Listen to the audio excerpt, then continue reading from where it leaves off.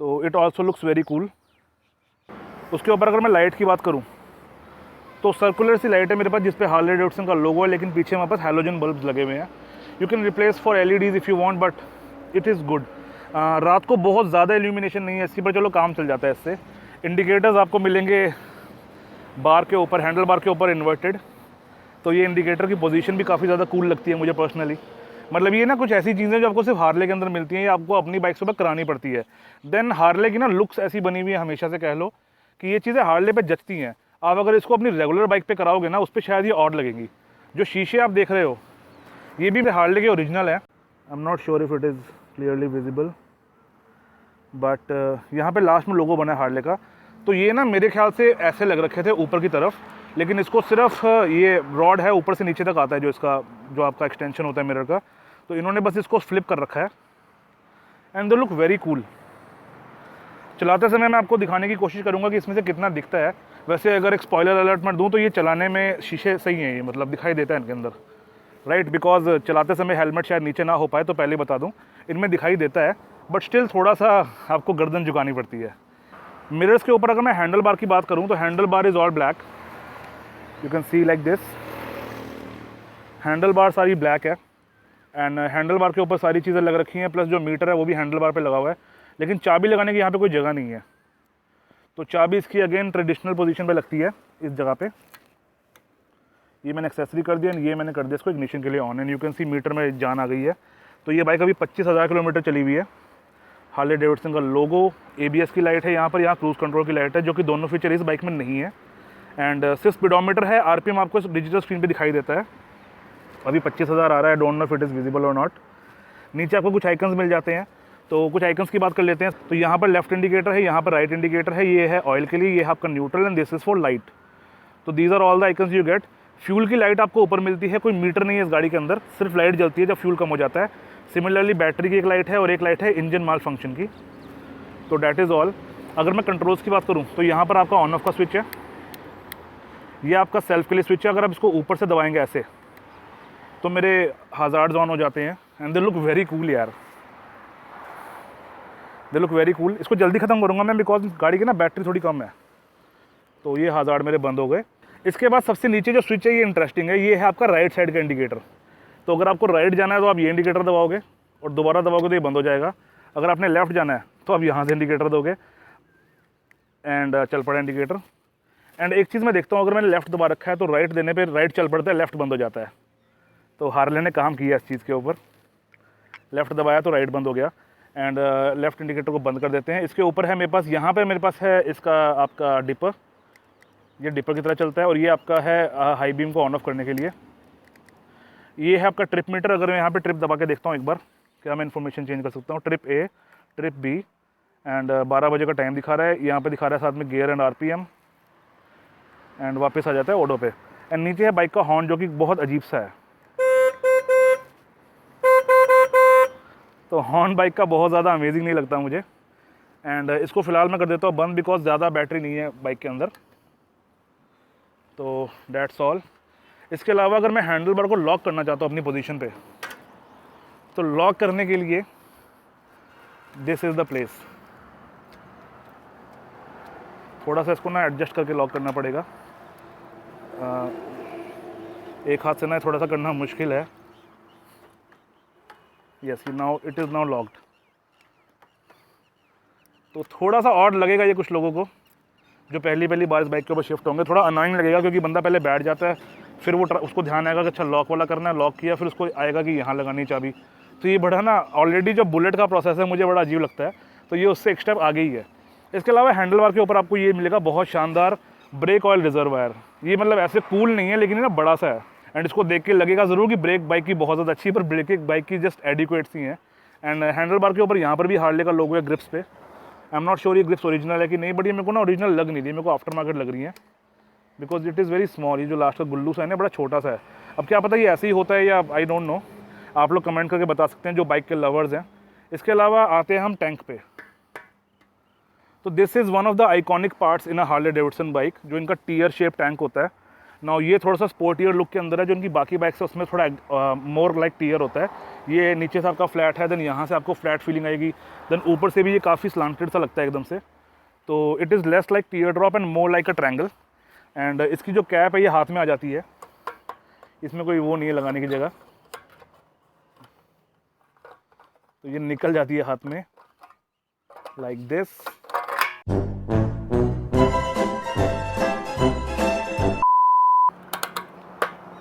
तो कैप को कर दिया है बंद। एंड टैंक की फीलिंग बहुत ज़्यादा अच्छी है। टैंक ना काफ़ी ज़्यादा नैरो है,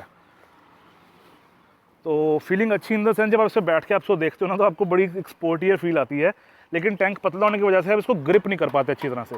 एंड टैंक के पीछे अगर मैं आऊँ तो सीट्स आर कंफर्टेबल।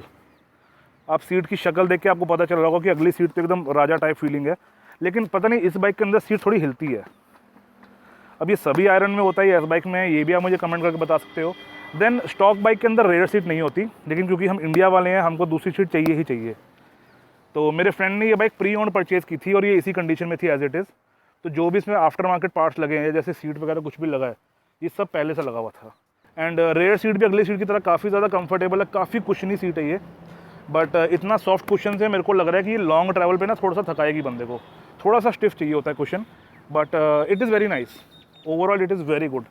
इसको आप पकड़ भी सकते हो, बट आई डोंट नो ये कितना टिकेगा, क्योंकि जब बाइक भागती है ना तो ड्रैग काफ़ी अच्छा होता है इसके ऊपर, विंड ब्लास्ट।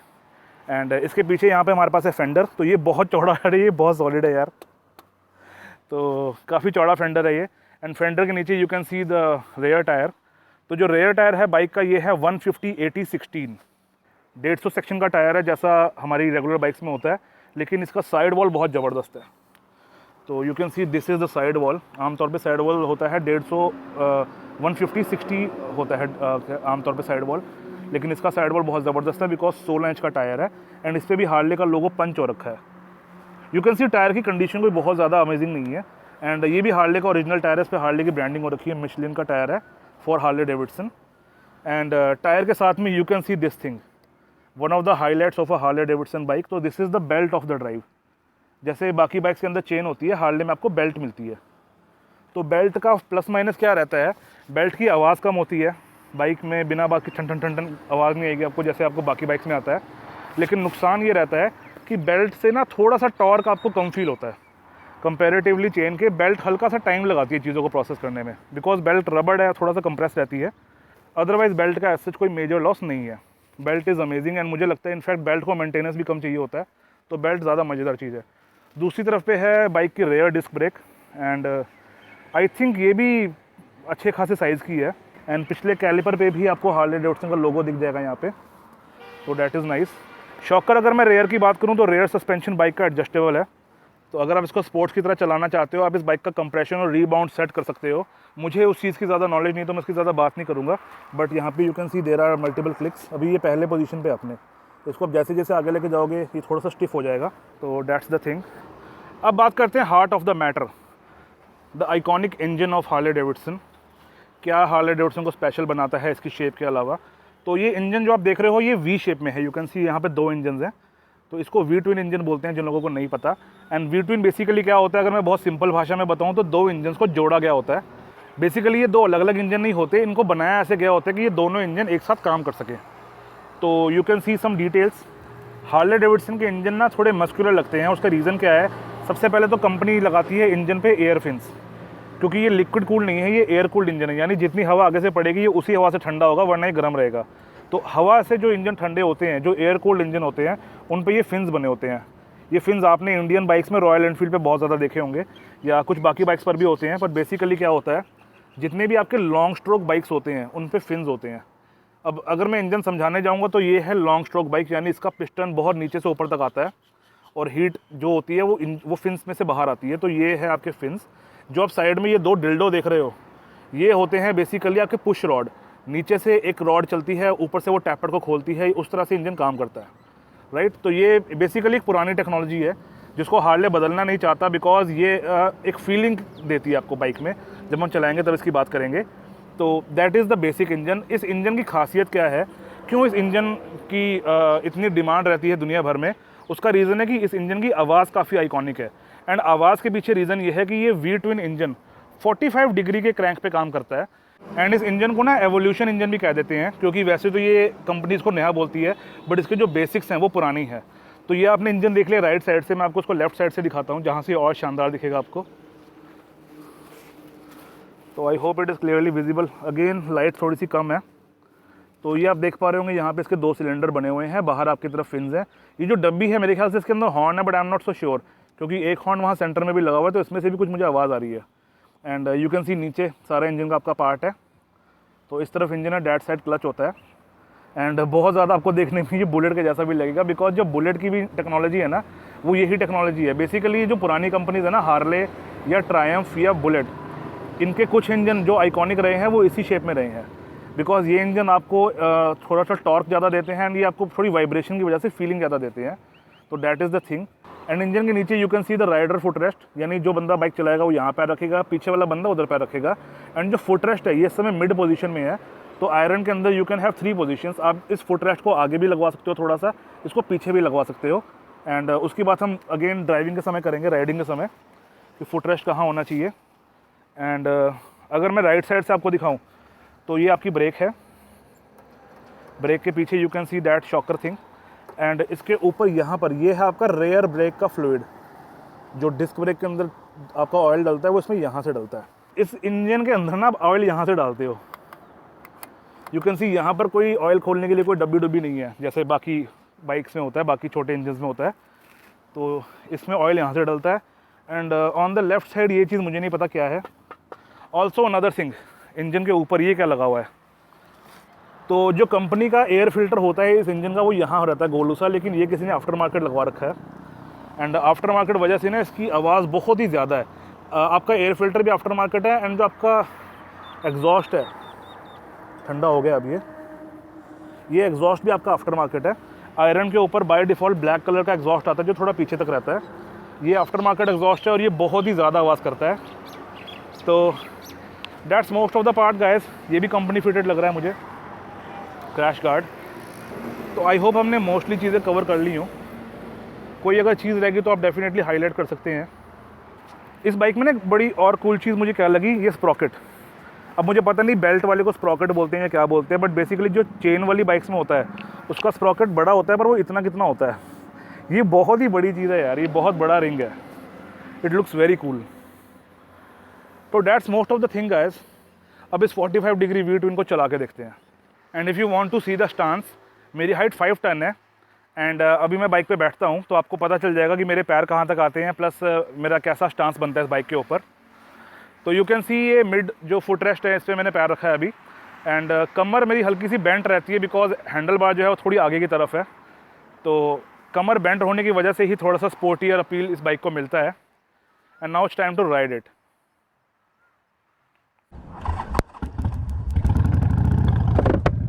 एंड मैं आपको एक बार बाइक ना वाइब्रेशन दिखा देता हूँ,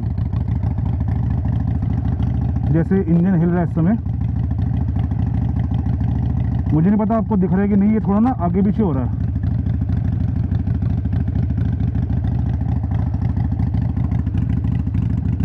look at this.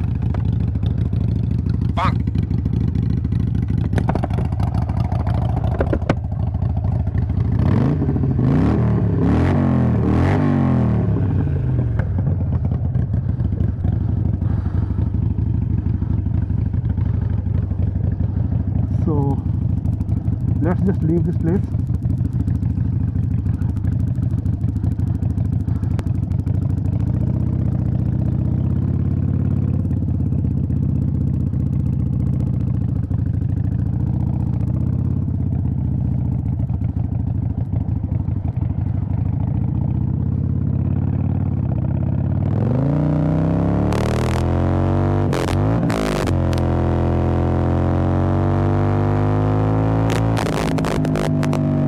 Wow, alright guys, सबसे पहले अगर मैं ऊपर बैठने की फीलिंग आपको बताऊं ना जो मुझे इस समय आ रही है, ये बाइक टोटली डिफरेंट है यार किसी भी बाइक से जो मैं आज तक चलाई हो। This bike is so amazing. And अगर मैं सिलेंडर वाइज भी बात करूं कि अगर लोग कंपेयर करें इसको, मल्टी सिलेंडर है तो शायद निंजा जैसी चलती होगी, बहुत ज़्यादा अलग है ये बाइक। इनफैक्ट कावासाकी की एक वल्कन आती है क्रूजर, वो भी इस बाइक से काफ़ी ज़्यादा डिफरेंट है। एंड अगर मैं पुरानी टेक्नोलॉजी की बात करना चाहूँ, जो लोग इसको रॉयल एनफील्ड से मिलाते हैं, अगर मैं 650 की बात करूँ तो 650 सीसी रॉयल एनफील्ड बहुत ज़्यादा रिफाइंड है यार इस बाइक से। ये बाइक का टोटली डिफरेंट टेस्ट है एंड लिटरली बहुत मज़ेदार चीज़ है यार ये।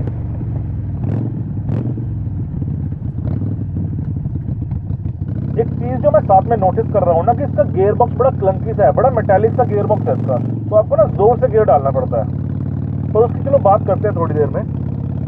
अरे लाइट चल पड़ी है तो गाड़ी में तेल भी कम है एंड क्योंकि कोई मीटर भी नहीं है कितना तेल है पता भी नहीं चलेगा अपने को, प्लस मुझे इसकी एवरेज भी नहीं पता कितनी है, तो सबसे पहले एक पंप ढूंढते हैं, इससे तेल डलवाते हैं।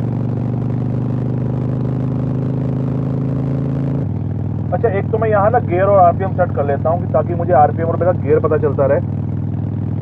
एंड इस समय गाड़ी है 5वें गियर के ऊपर और तकरीबन 2500-2600 आरपीएम पे चल रही है।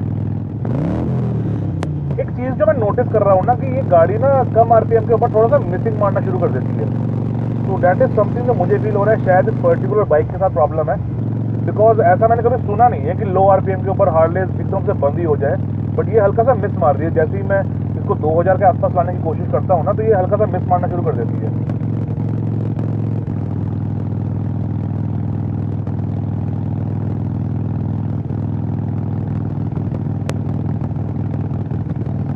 ऑलराइट, सबसे पहले अगर मैं पोस्चर की बात करूँ ना तो इसका पोस्चर बड़ा वियर्ड सा है। किस तरह से मुझे ऐसा लग रहा है, बिकॉज है तो ये क्रूजर बाइक लेकिन इसको थोड़ा सा स्पोर्टी कैरेक्टर दिया हुआ है कंपनी ने, हैंडल बार इसके थोड़े से नीचे रख के compare to other cruiser bike जो हार्ले की आती हैं। तो पोस्चर मुझे थोड़ा सा वियर्ड इसलिए लग रहा है बिकॉज मैं स्पोर्टी के साथ साथ थोड़ी सी मेरी कमर बैंड भी है, जो मेरे पैर है वो थोड़े से रिलैक्स पोजीशन में है, तो बड़ा वियर्ड सा पोस्चर है। मतलब आपको ना इससे हल्का सा अकस्टम होना पड़ेगा अगर आपको पर्टिकुलर हार्ले की पोस्चर कोई चलानी है तो।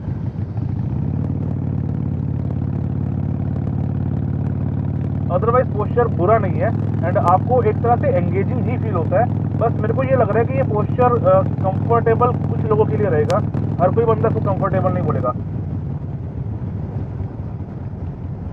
अगर मैं वाइब्रेशंस की बात करूं तो वाइब्रेशन इज समथिंग जो इस बाइक को कैरेक्टर देता है, इस बाइक को फील देता है।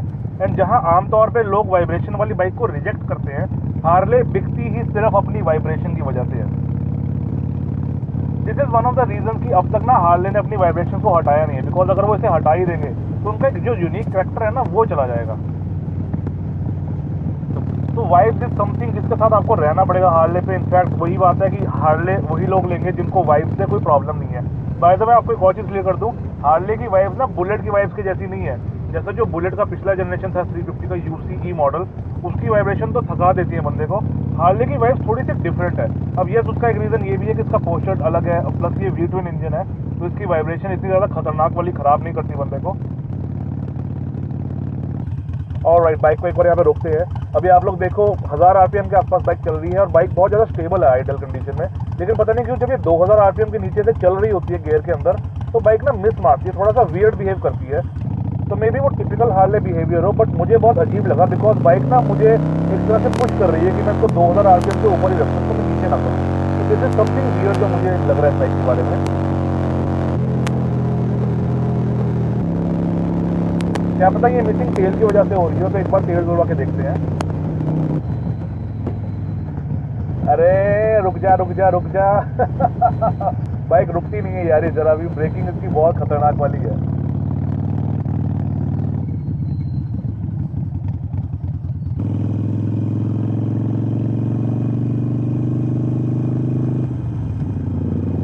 बाय द वे बाइक ना अभी भी मिसिंग कर रही है, हल्के से जर्क मार रही है लो आरपीएम पे, तो मेरे को नहीं लगता ये तेल का इशू था, ये कोई और ही इशू है बाइक के साथ में। फीलिंग से रिलेटेड बाइक में वाइब्रेशन के अलावा कुछ और भी है, that is the sound, the distinctive sound of the bike. तो बाइक की साउंड अमेजिंग है यार, मैन इसको ना मैं मतलब थ्रॉटल ना भी दूँ ना तो भी जो ऑलरेडी बाइक की आवाज़ आ रही है ना, इट इज़ वेरी कूल यार, it is very nice. And मुझे नहीं पता कितने लोग इस बारे में जानते हैं, बट हार्ले की जो साउंड है ना वो बहुत डिस्टिंक्टिव पैटर्न है। एंड हार्ले ने एक बार इसको पेटेंट कराने का ट्राई किया था लेकिन उसको रिजेक्ट कर दिया था आगे कोर्ट ने, बिकॉज ऐसा इंजन कल को कोई दूसरा बंदा बना ही नहीं पाएगा फिर। तो हार्ले अपनी साउंड के लिए बहुत ज़्यादा फेमस है। एंड हार्ले के जो एग्जॉस्ट का पल्स है ना ये ट्रिपलेट में आता है, यानी ये ना 3 बार आवाज़ें आती हैं, फिर वो 3 बार आवाज़ें रिपीट होती है, फिर वो 3 बार आवाज़ें रिपीट होती है धीरे करके, तो उसकी वजह से हार्ले का एक डिस्टिंक्टिव साउंड बनता है। एंड दैट इज समथिंग जो आपकी फील को एक नेक्स्ट लेवल के ऊपर ले जाता है। अब अगर मैं सस्पेंशन की बात करूँ ना, तो जो बाइक मैं इस समय चला रहा हूँ ना, ये बहुत ज़्यादा झूल रही है। एंड मैंने देखा तो इसकी जो सेटिंग है वो 1 या 2 नंबर पे हो रखी है रियर सस्पेंशन की। तो मैं सोच रहा हूँ कि वीडियो के बाद ना मैं ऑनर को बताऊँगा कि इसके सस्पेंशन को हल्का सा एडजस्ट करवाओ, थोड़ा सा इसको टाइट होने की ज़रूरत है। बिकॉज राइट नाउ जिस सेटिंग पे मैं चल रहा हूँ ना, ये हाई स्पीड पे कॉन्फिडेंस इंस्पायर नहीं करता। इसको मैं जैसे ही 80 के आसपास ले जाता हूँ ना, बाइक मुझे हल्का सा डरा देती है एक बार कि शायद ये बाइक झुला के मुझे गिरा देगी। बिकॉज दैट इज़ समथिंग जो आपकी हैंडलिंग को ख़राब करता है। एंड अगर आप एकदम से लीन होना चाहते हो तो सस्पेंशन आपको सपोर्ट करिए, बहुत ज़्यादा ज़रूरी है। एंड इस पर्टिकुलर बाइक का सस्पेंशन मुझे थोड़ा सा ना सॉफ्ट फील हो रहा है, तो दैट इज़ समथिंग जो मैं आपको बोलूँगा। In fact on a typical Harley, आप कोई भी अगर हार्ले लेते भी हो ना, तो बाकी बाइक्स के मुकाबले हार्ले हल्की सी सॉफ्ट ही रहती है, बिकॉज वो आपको क्रूजिंग एबिलिटी देती है। जो लोग हार्ले लेते हैं 150 चलाने के लिए, वो मुझे बेवकूफ़ लगते हैं। हार्ले का मतलब है आप 80 या 100 के ऊपर आराम से इसको चलाओ, and that is some speed जहाँ पे आपको सॉफ्ट सस्पेंशन बहुत ज़्यादा परेशान नहीं करेगा। बट अदरवाइज सस्पेंशन जो है बाइक का, वो आपको हाई स्पीड के ऊपर कॉन्फिडेंस नहीं देगा। अब बात करते हैं इंजन की, बिकॉज इंजन पूरी बाइक को कैरेक्टर देता है। तो आयरन 883 में है 883 सीसी का ही इंजन, जो बनाता है तकरीबन 50 bhp और 70 न्यूटन मीटर टॉर्क। मैंने पिछली वीडियो में कहा था कि किसी भी गाड़ी के ना नंबर्स में ना जाया करें, उसकी रियल वर्ल्ड फीलिंग पे जाया करें। तो फीलिंग की बात करते हैं इस बाइक की। 250 किलो की ये बाइक है, एंड जब आप इसको चलाना शुरू करते हो ना, एक बार जब आप हल्का सा थ्रॉटल देते हो या आप नॉर्मल जब आप दोनों पैर ऊपर रखते हो, बाइक का बैलेंस बना लेते हो, तो बाइक आपको एफर्टलेस फील होती है। आपको पता ही नहीं चलता कि आप कितनी भारी बाइक चला रहे हो। इस बाइक को स्टैंड से उठाने की जो फीलिंग है वो टोटली डिफरेंट है, एंड जब आप इसके ऊपर बैठ के चल रहे हो वो टोटली डिफरेंट है। It becomes almost weightless. आपको लगेगा जैसे आप एक 170-80 किलो की बाइक चला रहे हो, ऐसी आपको फीलिंग आने वाली है।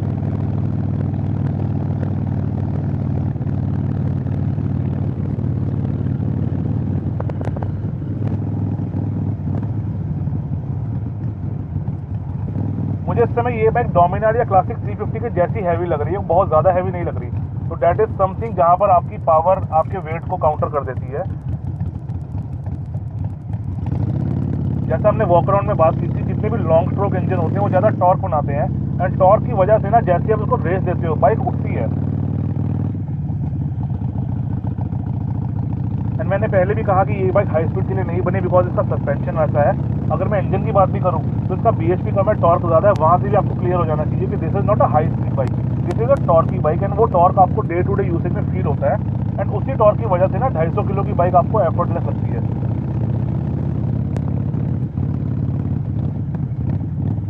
तो एक रियल वर्ल्ड परफॉर्मेंस के आइडिया के लिए ना एक बार 0 to 100 करते हैं, एंड देखते हैं बाइक कितना टाइम लगाती है।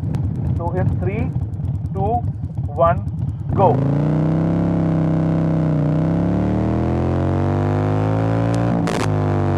वाओ,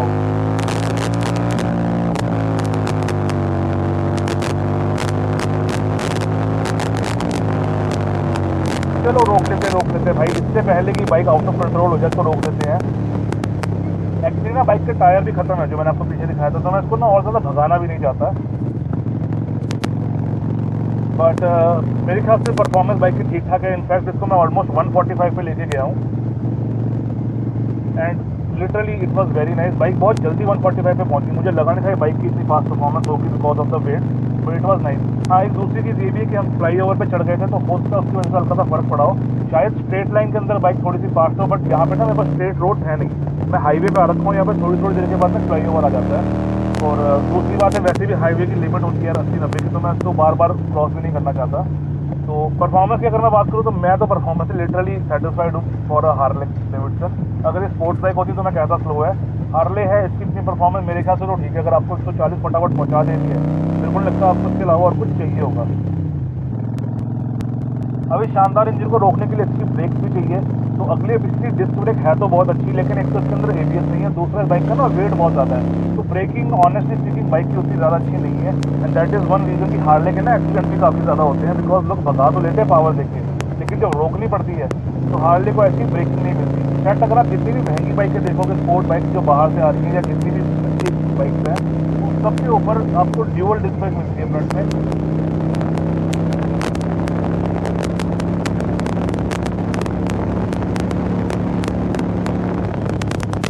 लेकिन आयरन में आप देखोगे कि 900 सीसी होने के बावजूद फ्रंट से आपको सिंगल डिस्क मिलती है, तो दैट इज़ वन रीज़न जिसकी वजह से आपको ब्रेकिंग बहुत वीक लगती है।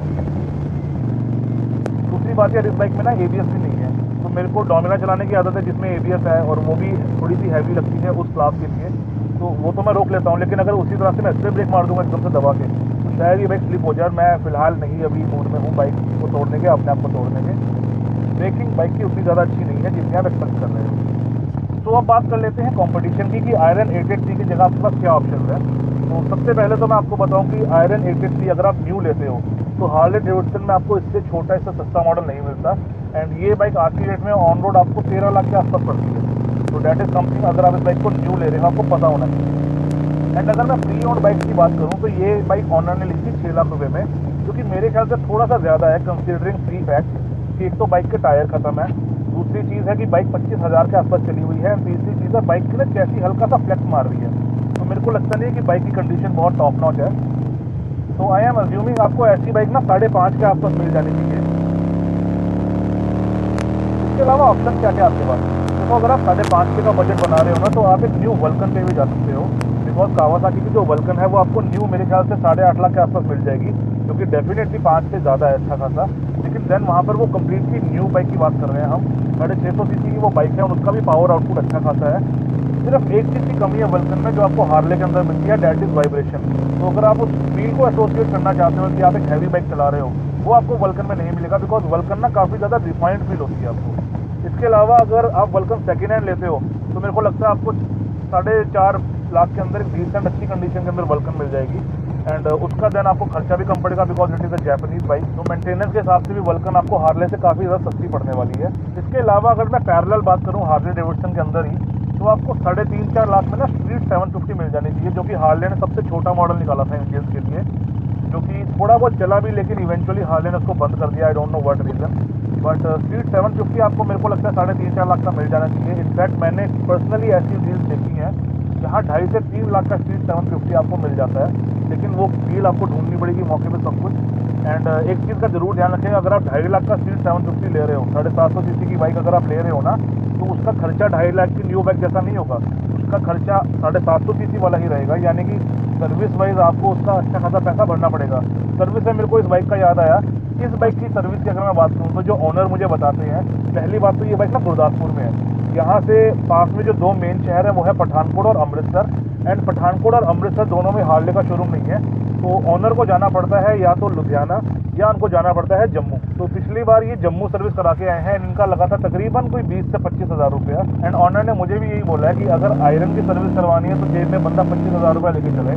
मेरे को लगता है फॉर अ बाइक 25,000 रुपये की सर्विस यार बहुत ज़्यादा है, बिकॉज हैरियर की 25,000 में 2 से 3 सर्विस हो जाती है, XUV 500 की 25,000 में 2 से 3 सर्विस हो जाती है। अगर मैं बाइक में ही कंपेयर करूँ तो कावासाकी की जो वल्कन है उसकी 25,000 में तकरीबन 4 सर्विस हो जाती है।